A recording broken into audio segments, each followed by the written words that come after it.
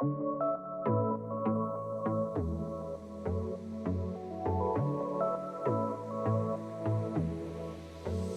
everyone. Welcome back to the Nuance Needed podcast. I'm Amanda. And I'm Sam. And we're here to talk about burnout today. Burnout. It's very real. And I've experienced it. And I know you've experienced it.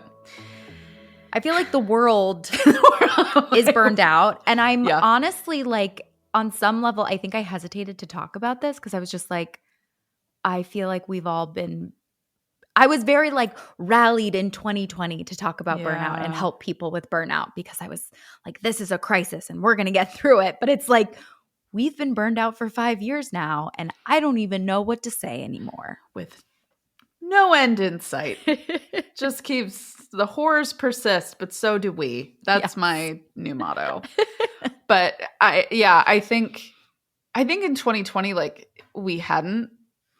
I mean, obviously, like there's been global individual horrors. People and stuff like that also were experiencing it.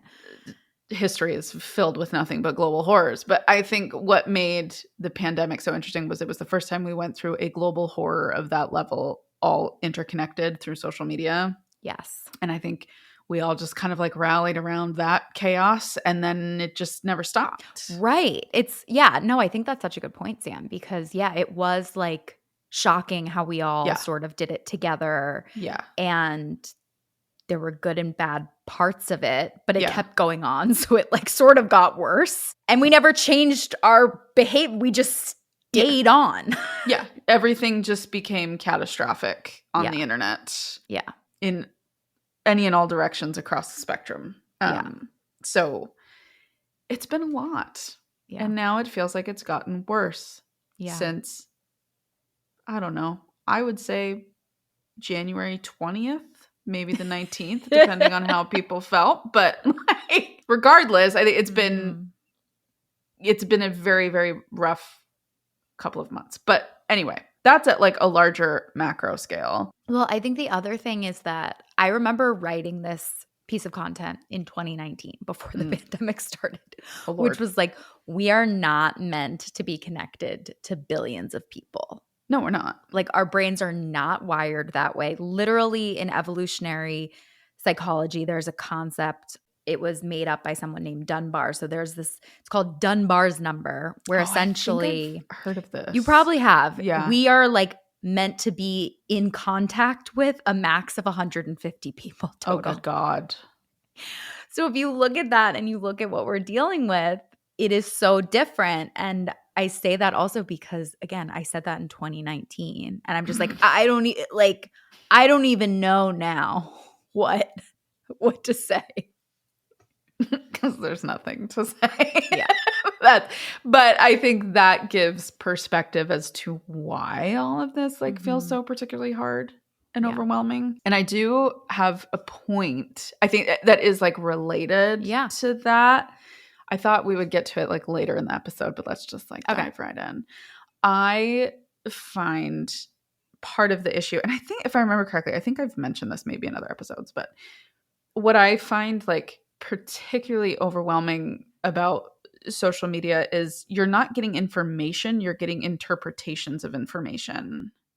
Something that has been really crucial to me in the last couple of months has been recognizing that there is a very distinct line that I've needed to draw between factual based information versus someone's opinion on the information and their opinion of what that means or doesn't mean.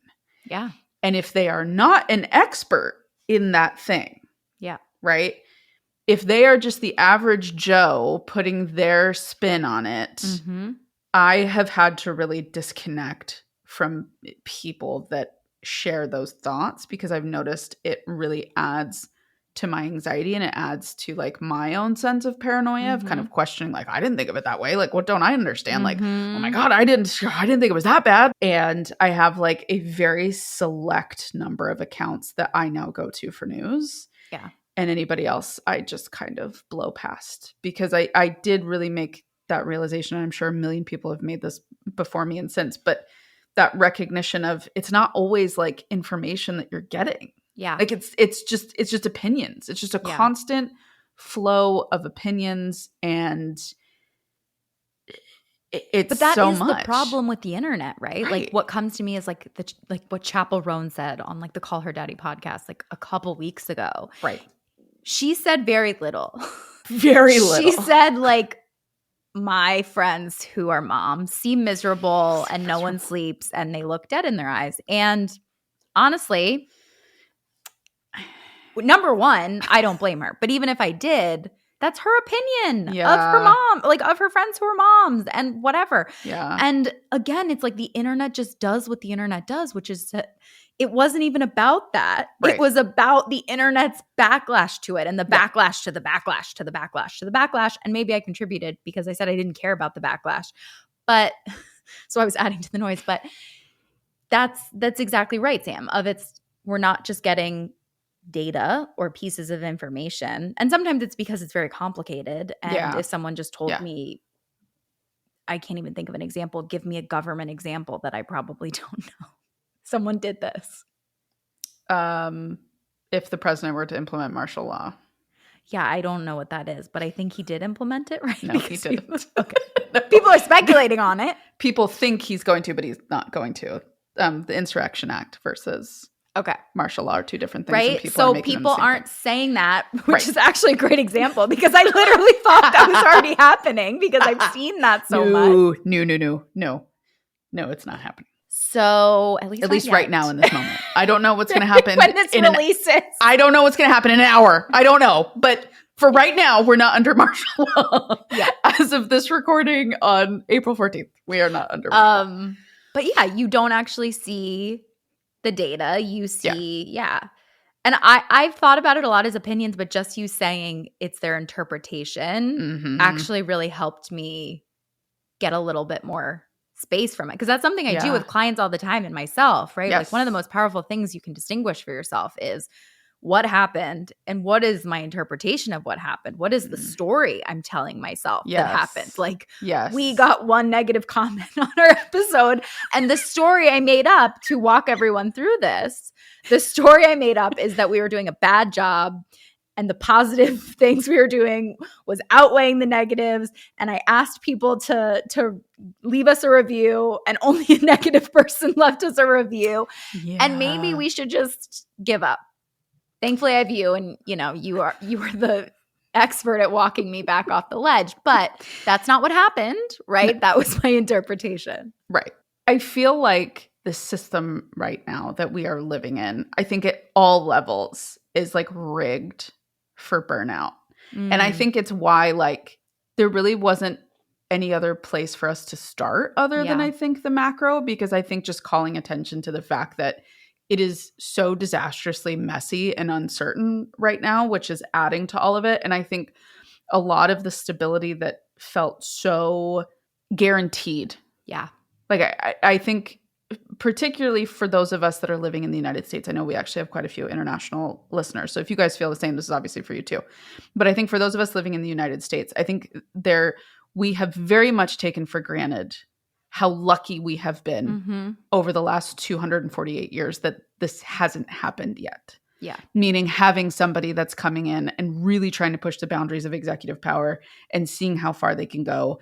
And, this person that is really like trying to fundamentally change the way we do things. And I think in the United States specifically, speaking with my clients, seeing followers who are asking me questions and DMing me and just in my personal life, I think that's what's causing so much overwhelm at a baseline. Then you add in everybody else's individual circumstances of things that are happening in their life. And it's just a lot. Like it's all a lot right now. And this era of time that we're in is overwhelming. No, I think that's such a good point too, Sam, because I think one thing I'm realizing also is that I used to not question whether courts – I mean, we started seeing the degradation of the Supreme Court, a few years ago. 2022, yeah. Right. But like, literally waking up every day and being like, what is going to, actually happen? And will these – it's like watching, a train coming off the tracks and praying to God that the guardrails will hold. Yeah. Where I used to just complain about the train being late to where I wanted it to go. Yeah. Exactly. And that is different. Waking up and literally being like, is this going to be okay? Are the guardrails holding? Is a different level of having to think like more deeply. Yes. Yeah. Having to be like really considerate of your life. Yeah. With that said,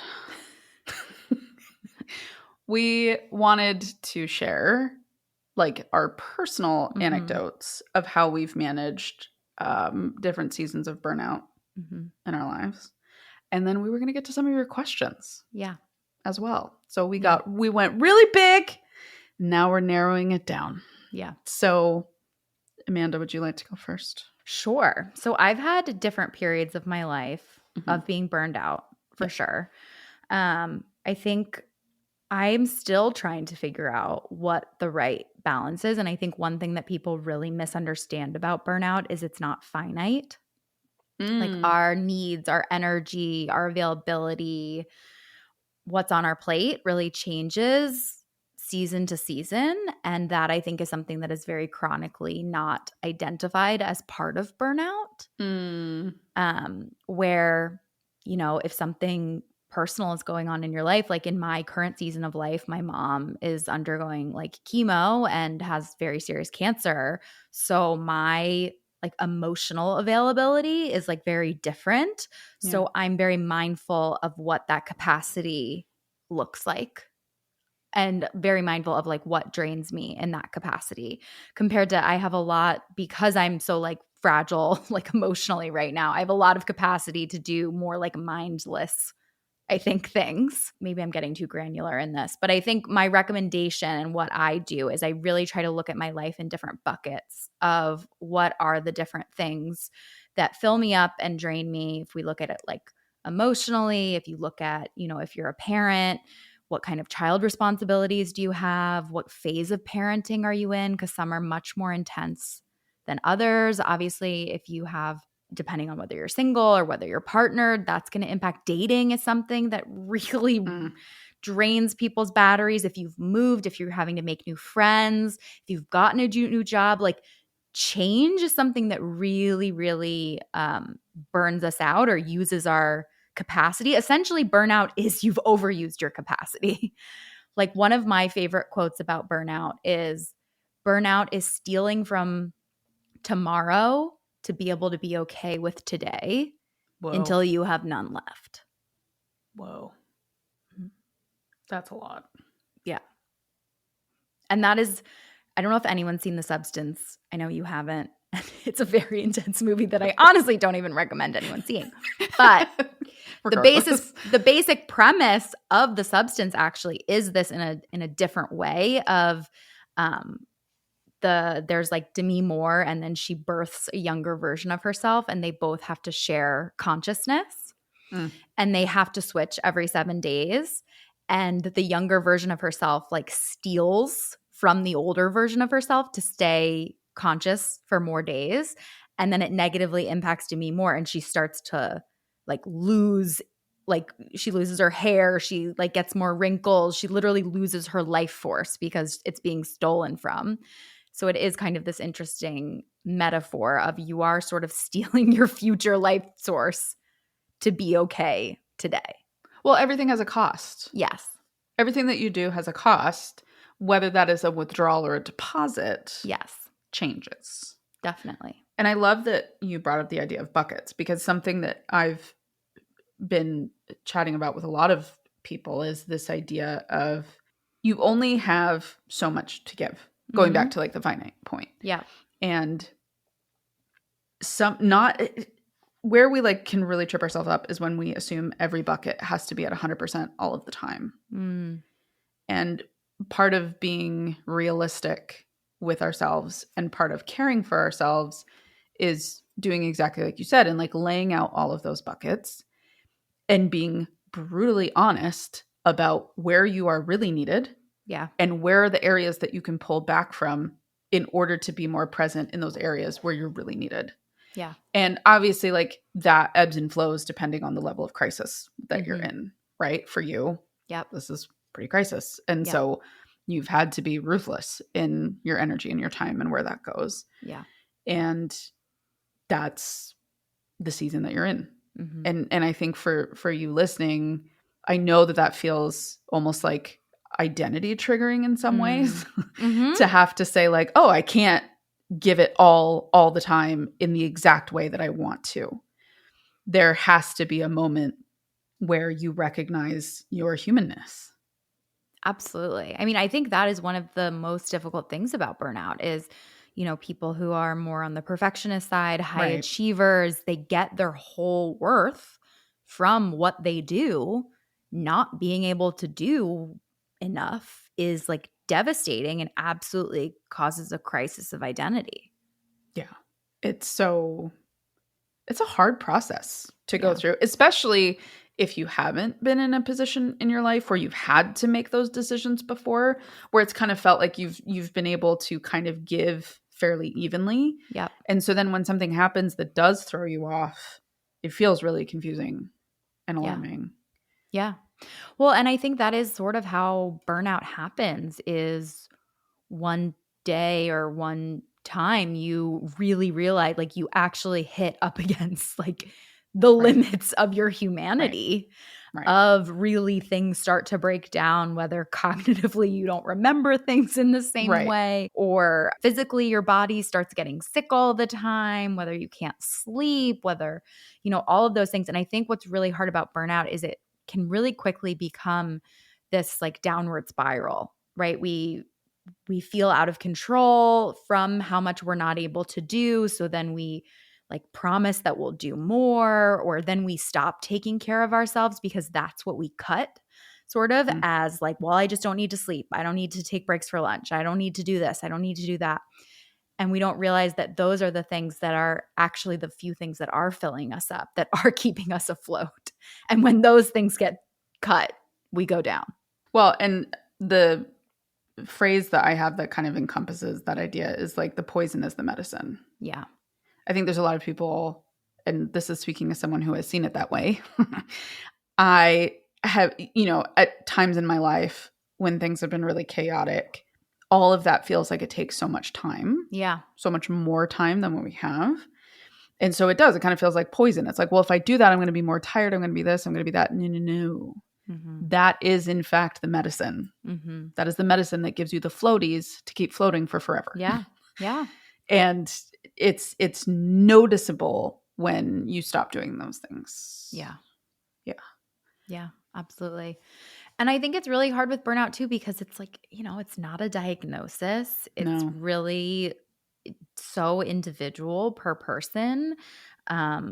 It doesn't have a clear what to do. And it also doesn't have, you don't have any understanding of like when you will be back to normal. It is like kind of this big ambiguous injury that you know, you have to kind of sort of muddle your way through. And I think what's hard too is a lot of times once your capacity, like I think of it sometimes as once I've fully burned out and I've kind of like, I have a negative bank account, so to speak, it takes a long time to get just back to zero.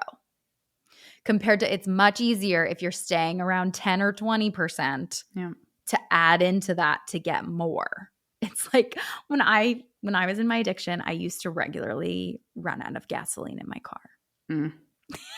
You were one of those. I was one of those people. And it's because your car has a certain amount of miles it can drive on zero. So the gas tank says 0, but you can tell yourself I still have 20 miles. But the problem is you can't track that when it goes to 0. No. So you think that you have more time, but you're not paying attention to how much you're driving, and then you run out of gas. I too have played that game, so I can't. Surprising to me. I can't point figures. Well, I would know like how far I had to go, like when I hit 0. I would be like, me too. Okay, like and then each car was different, also because I've run out of gas in multiple cars. Oh, I didn't do it in multiple cars, but yeah, I would do it in my car. I never lost, but I have since stopped playing that game.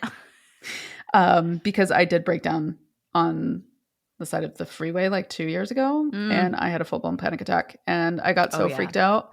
Well, because I was driving home from the hospital, so it was like midnight. I was on the freeway. There was like barely like shoulder to be on, and my battery essentially died while I was driving. Oh my God. And so my lights were starting to die. So like my the flashers, like the emergency, whatever, they were starting to die. And I got so freaked out. I called the police twice. The first time I was like, can you come get me? And they were like, okay, yeah, we'll send someone to you. And then like 10 minutes go by and I wasn't seeing anybody. So I called them again and I was like, are they on their way? Like, I'm just really scared. I can't believe they came for you. Yeah, he came and he jumped my car. He had like a battery pack. Wow. Basically because I woke my dad up at 2 a.m. crying as a 33-year-old grown woman. And I was like, Dad, what do I do? And he was like, I don't know, call the cops. And then I was like, okay. But we're okay now. So speaking of breaking down. Yeah. I broke down. Yeah. Tell us. After the hospital. Well, before. Way before. And for my dear coworkers who are listening to this, y'all are the real ones. You saved my life. That job was like really, really hard for me. And I spent a lot of time trying to justify why it wasn't. And it took a big toll on me. And one day we will do, I'll do the tell-all, if you will, episode where I'll really get into it. But there were so many factors that went into the struggles that I had with that job. Yeah. It was not the death and dying was a massive component of it. Yeah. And the demands and the acuity of the patients were a huge part. But there were a lot of systemic issues. And a lot of the doctors that I worked with were just dicks. Yeah. Like a lot of them were really, really rude and belittling and demeaning. And I have names. I'm not going to name them. But there are like 4 that stand out in my mind of people that made life really difficult and weren't fun and weren't enjoyable. And something that was really hard is I felt, and I stand on this to this day, and I tried really hard to advocate for this while I was there, but the needle didn't move. I felt that our position as clinicians, master's level trained clinicians, was in no way respected as a clinical role. Yeah. We our team was like the dump all for everything that people didn't know what to do with. And people would be like, can you get this person a cab? Can you get this person a bus? Like, just these things that weren't clinical roles, but we had all taken on because therapists and social workers are really bad with boundaries. And we're like, I just want to help people. And I realized like, no, I actually don't care about helping this person because they won't help themselves. And they've been in here 6 times and the conversation hasn't changed. The resources haven't changed. Why am I meeting with this person again? And why are we validating why they're coming to the ED over and over and over again without doing anything to take advantage of what's available to them? Yeah. And I would say that, and it was kind of this like, oh my God, you're so rude, like type thing. So like combine all of that like systemic stuff with watching people die. Yeah. And telling people that their loved one had died. Yeah. And like some of the worst moments for me would be when the patient had died before the family got there. Oof. Yeah. And my job was I would have to go out to the lobby and like say, oh, are you here for so-and-so? And they'd be like, yeah. And I'd be like, okay, like follow me back. The doctor would like to chat with you. And I would like bring them back to the room. And the interesting thing is like even now, like talking about it, like I can feel my stomach like getting tight, like remembering that like there were a couple of situations where in my mind I knew like it's every death is devastating. Yeah. Every death is devastating. But there were some that I knew were just given the situations were like particularly brutal. Yeah. I would just like, I remember like walking back and being like, this is the last time they will feel normal. And I would be in the room when they found out some of the doctors who sometimes were residents weren't very good at it. And, you know, sometimes we would have to like essentially like translate or kind of like guide the doctor through it. Or, you know, we would end up like helping kind of think of questions that maybe the family wasn't thinking of in the moment, or trying to understand things, whatever. And literally like the physicians would leave. Yeah. They were in the room for maybe like 30 seconds to a minute. And then they're gone. Yeah. And it was up to us to like pick up the mess. Yeah. And I just got so tired of feeling like I had no control over what my role was. I was at the beck and call of all of these physicians, and some of whom didn't care to understand what my role was or be supportive of what my role was. And the moment that like, there's a moment that like really broke me. And it was a couple months. No, it was a little bit before that. It was probably like 6 or 7 months before I ended up leaving. There was a woman who had passed away in childbirth. And I ended up being the one to tell all of her kids that she was dead. Oh my God. And everybody that I thought was going to be there staff-wise to support me just left the room because it was such an emotional and heavy case, and nobody really wanted to touch it. And I kind of ended up getting dragged into it. And it was this whole thing. And the 6-year-old grabbed my face and said, "You're lying." Oh, gosh. And it was just those moments. And I was watching each of the kids like process it differently, and having like the perspective of like the trajectory of like how this was probably going to impact them long term. And being so afraid that their dad wasn't going to be able to handle it. And he was a wonderful, wonderful man. And he was very, very kind. And it, you know, they did have a lot of support, but it was just so, it was so much. Yeah. And I remember I got home from work that night, and I literally laid down in my living room. No one was home. I was home by myself, and I literally like laid down on the floor, and I realized like the emotional toll that this job had taken on me. Yeah.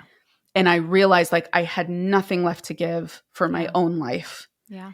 And thank God for the team that I had, who were so supportive and knew what I had just done. And there was kind of a joke for a little while that I had the black cloud. So we would like bestow that title on the person who was getting like the worst types of cases. Yeah. And that was me for like a really long time. And it just fried me emotionally. I was so bitter. I was so resentful. I hated myself for even getting into this field. I was so unhappy.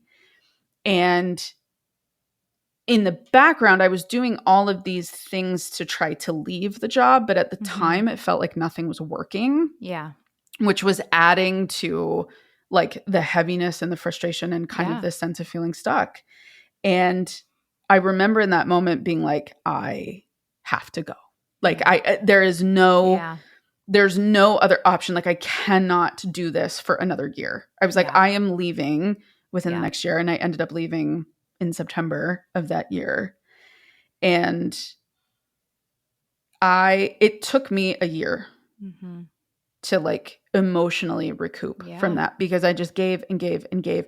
And for the first part of that job, I really had kind of told myself that like, oh, well, it's different because it's not my grief, right? It's not my pain. It's not my this, which true to a point. That is why you are able with your skills to kind of figure out how to manage that, because it's not your grief. It's not the loved one that you've lost.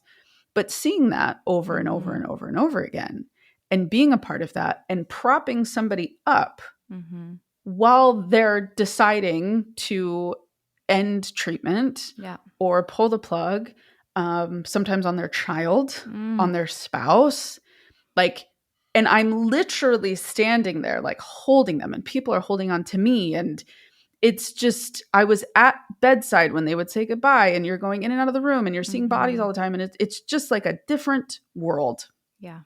And I realized that I had taken such poor care of myself. And I thought I was taking care of myself, but I really wasn't. Yeah. What I was doing was I was like avoiding. Yeah. And so when I left, I had to do like a complete recalibration of how I prioritized my time, what taking care of myself looked like, what quiet time and recharge time actually looked like. And it still impacts me today in some ways. Like I find myself sometimes like if someone needs something from me or has like a request, I find myself kind of immediately like, no, I've done enough. And I've had to really like check that and be like, no, like I actually want to be helpful to people. I just gave too much for too long. And because of the system I was in, I wasn't allowed to be boundaried. That was part of the problem, which by the way, the last 2 months I was there, I was a nightmare. The doctors would be like, can you go see Dave? And I would be like, no. I was so bad. Like I was done. Yeah. We wanted to share really quickly that we have officially launched a Substack. It's called Nuance Needed. We got really creative with the title. Yeah, we're just going to be posting all of our behind the scenes stuff there. We're going to have bonus episodes. I'm doing a lot of my longer pep talks on there, at least 2 a month. And you also don't have to pay, like you can pay to get that extra content, but we also are excited to just create community with you all. And we've gotten into really cool discussions with listeners based on what they think. So we'd love to chat with you more. Yeah, we know people are really lonely right now. And, something that we really have always, Amanda and I have both always dreamed about doing is having more of a community of like-minded people where we can chat about things in depth and really get curious about what things mean and how we can apply it to ourselves individually. And that is really what we want our Substack to be, and us sharing the information and the tools and the insights that you guys need in order to be able to have those more nuanced, educated conversations. Absolutely. So join us at nuanceneeded.substack.com, and we'd love to see you there.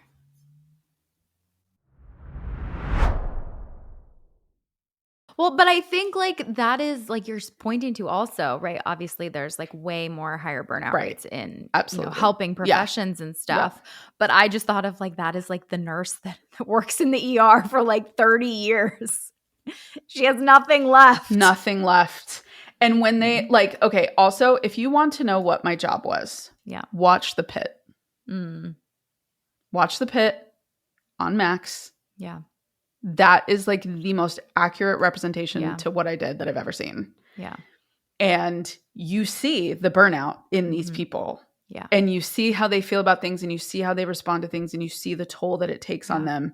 And in our profession as well, it's heavy, especially for people that are in community mental health and have like 35 clients a week. Some of whom are severely pervasively mentally ill. So those would be individuals with like manic bipolar, schizophrenia, psychosis, like these very intense, heavy disorders. People with like a litany of social concerns that they don't have managed. And so like you add years and years and years of that. And if you don't know how to actually take care of yourself, it's a very slippery slope to something that's really unfortunate. And moving for me, it was interesting earlier when you brought up this idea of like moving is like really hard and stressful. For me, that was what I needed to like formally start my life over. Yeah. Like after living through that for 5.5 years. And sometimes I have to check myself because sometimes I'm like, you're being so dramatic. Like it was a job. Yeah. But it wasn't at the same time. Like that wasn't just like, it wasn't just an office job. No. It wasn't just a standard office job. And leaving, obviously like it was a year between when I left the job to when I moved out of Utah and moved to Florida. But I found that like the change of scenery, the newness, the freshness, the new friendships, all of that for me was like the huge burst of energy that I didn't realize I needed. Yeah. Like I needed to cut out all of that old energy and just kind of be like, I gotta start over. Like I have to rebuild in the place that didn't break me. But I think that's a really good point because it is circling around what we've been saying of sometimes too, like when it's really hard and when you're super burned out, you just want to cut everything out of your life. Right. And you sometimes have to take some like opposite action and actually recognize that even, maybe you don't have enough time right now to make new friends. Like that is, a big ask, or maybe it's not right for you to date right now or something like that. But, investing in those current relationships you have and really being clear about which relationships deplete you, which energize you, what projects at work deplete you, which energize you, what things can you do with your children that energize you versus deplete you. And I really think that is such a huge like key to wellness that people don't talk about. And I think about it so automatically because when I was getting into recovery, everything was referred to as like a recovery bank account of like what is like filling up your recovery and what is draining it. And for people to understand what I mean by this, it would be like going to a meeting is, depositing money in your bank account and seeing someone drinking on the street or, running into someone at a bar that or seeing an advertisement, right, might be depleting. And the whole point is we don't always have control over what's going to deplete us. Just like with you at work, you didn't always have control over what kind of day or week you were going to have. So you have to sort of preemptively fill yourself up to be ready for these like changes that might happen. Yeah. What was like a huge boost to me as well, like when I immediately left, was just officially doing like private practice full time. Yeah. And having control over like what I did or did not do, having control over my schedule, and like making that switch was like monumental to me being able to like find the time to emotionally recover. But then also the second that I left is also when my dad got diagnosed with cancer. So that's kind of why like when I talk about the move, I ended up having to kind of do this big thing that allowed me to start over in a lot of ways, because I immediately went from one really like chaotic, traumatic work situation to a dramatic, chaotic personal situation. And so there wasn't a lot of time for me to like recoup the emotion because I was giving so much like this personal situation with my family and all that. But yeah, I've really, since that simmered, I've really committed to allowing myself space to like rediscover what nurturing and caring for myself actually looks like. And realizing that recovering from something that is really difficult and really challenging takes time. And that's not a weakness on my end. I didn't do it wrong. It wasn't that I wasn't good at it. It was that I went through something really, really difficult. And it's going to take me time to like recover and identify the different triggers and different things and figure out what the boundaries are and how wasn't I taking care of myself in more of the granular level. And then, what does that look like moving forward? So like, I know that that's like kind of a crisis-y situation, but I hope if you're listening, you can think of your own life and maybe think of like a season or something that you went through that feels kind of similar to that. And like, if you feel that in some ways you're still digging through it, you're not doing it wrong. Like, you're just giving yourself the time and space that you didn't have while you were going through the situation, and you're giving it to yourself now. Yeah. I mean, I think about, right, like the last time I really experienced burnout was last year when I was doing the podcast by myself. And I remember you and I were talking about potentially starting a podcast, and I had to keep being like, I can't yet. I'm still really burned out. I don't have anything to say. And, that was a bunch of things. I had birth trauma. I, had a bunch of things happen at work. I had just written like 2 books back to back. And then I tried to do this podcast by myself, and it was it was so much work for me to do by myself. And just like it was draining work too. Like a lot of times with us, when I'm feeling like I have a lot on my plate or things like that, I feel like, ugh, I can't believe we have to like record again, and then the second we start talking, I'm like energized from our conversations and I always leave feeling good. And that is a big piece also of burnout. And really, I was thinking, because a lot of people were asking us about job questions and we've been talking about it, but like there are positive factors that help prevent burnout. And one of them that you were saying, Sam, is like flexibility, like just your ability to set boundaries, your ability to change your schedule, because it allows us to adapt to different needs going on in our life. In your personal life. Yeah. Yeah, exactly. Right. Like autonomy and control over work is a really big one. When we feel like we don't have power to make decisions about our lives, it contributes to burnout. And I think it's fascinating to think about it in terms of just these factors that aren't even the amount of hours you're doing necessarily can help with burnout is so interesting. Meaningful work, being aligned, that is so, it's kind of like what I just said, like if you feel energized sometimes from your work, but it's also good to have balance in your work. I mean, some people who wrote in asked us, they said they were therapists. And I think that's one of my, it's not always possible, but varying your caseload of different types of clients you see, like I know when I was doing a lot of client-facing work, only seeing certain, I really did a lot of work on like intense substance use and eating disorders, and having a variety on your caseload of people and different things can help, or being able to do different things at work. Like if you're a teacher, like I've worked with, clients sometimes who end up in a more managerial role, or can they do other projects? Being able to pivot and create variety in your work is also a really big positive factor. My advice would be like, if you feel that you are feeling this with work, which I think a lot of the people that I work with are feeling the same way. I think something that can feel daunting, I think, is thinking of all the options available. But I sometimes, when I was like in the thick of it, of knowing I wanted to leave, but it wasn't, the situation wasn't right yet for me to feel comfortable to like make that official jump. What helped me was keeping every available option on the table. Like that I knew there were outs. I knew there were things that I could do, but I was choosing to stay. Yeah. Right? It wasn't because I had to, or it wasn't because like there was nothing else. It was because it worked. As difficult and trying as it was, it worked. But I knew there were other things that I could do. Yeah. I knew in that the last year or so that I had the job, I had to like make the commitment to myself of like, I could leave.